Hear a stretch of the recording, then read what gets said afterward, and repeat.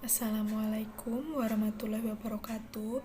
Saya Inka Nur Fadila, nomor NIM 1230191930003 dari kelas BKI 4A, ingin menyampaikan teori tentang konseling berpusat pribadi.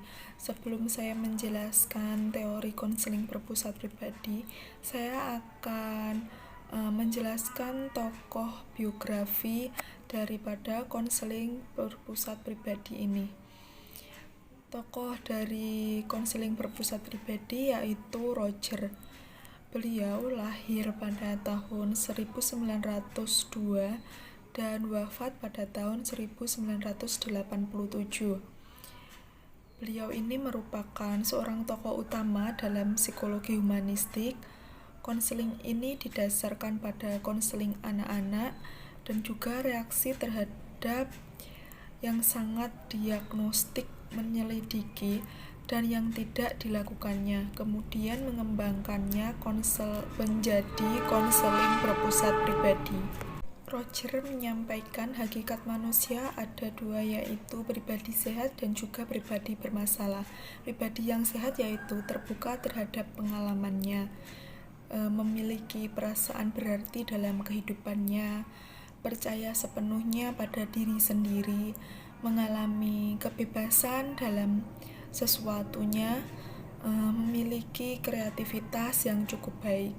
Untuk pribadi bermasalah, yang pertama ada tertutup akan semua masalahnya, tidak percaya secara penuh terhadap dirinya sendiri, memiliki keterbatasan atau aturan dalam mengalami sesuatu.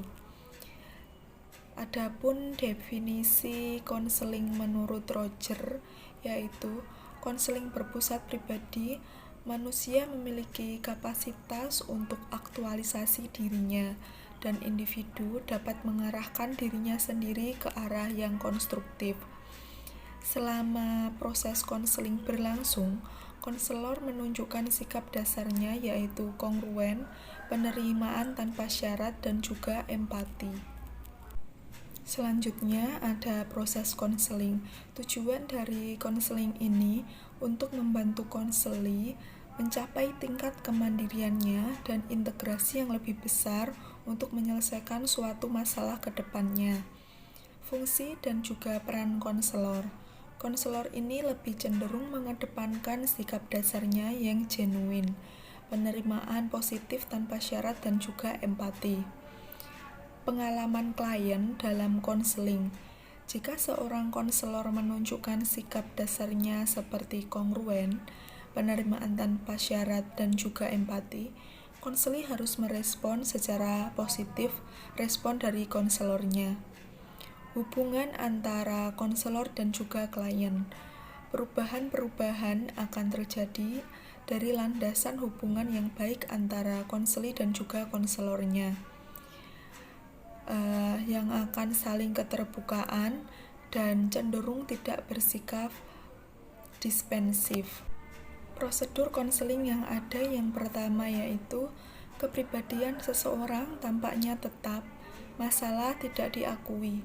Yang kedua, konseli mulai terbuka akan masalahnya. Yang ketiga, jika seorang konseli sudah diterima oleh konselor, konseli dapat mengungkapkan makna pribadi di masa lalunya. Yang keempat, lebih terbuka untuk mempertimbangkan lagi konstruksinya tentang diri dan juga orang lain. Yang kelima, konseli terus mengeksplorasi dirinya sendiri. Yang keenam, konseli sudah mengalami emosional yang sulit ketika muncul dengan penerimaan daripada ketakutan. Yang ketujuh, konseli tidak perlu lagi diterima oleh konselor untuk mengaktualisasikan dirinya.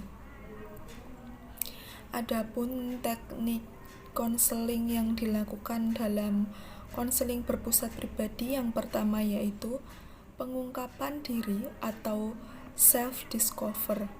Yang kedua, wawancara motivasi. Yang ketiga, konfrontasi atau mengatasi ketidaksesuaian dalam proses konseling, yaitu gerakan tubuh misalnya. Yang keempat yaitu strike bombardment. Dalam konseling ini ada struktur kepribadian. Yang pertama adalah organisme adalah makhluk lengkap dengan fungsi fisik dan juga psikologisnya. Yang kedua ada phenomenal field.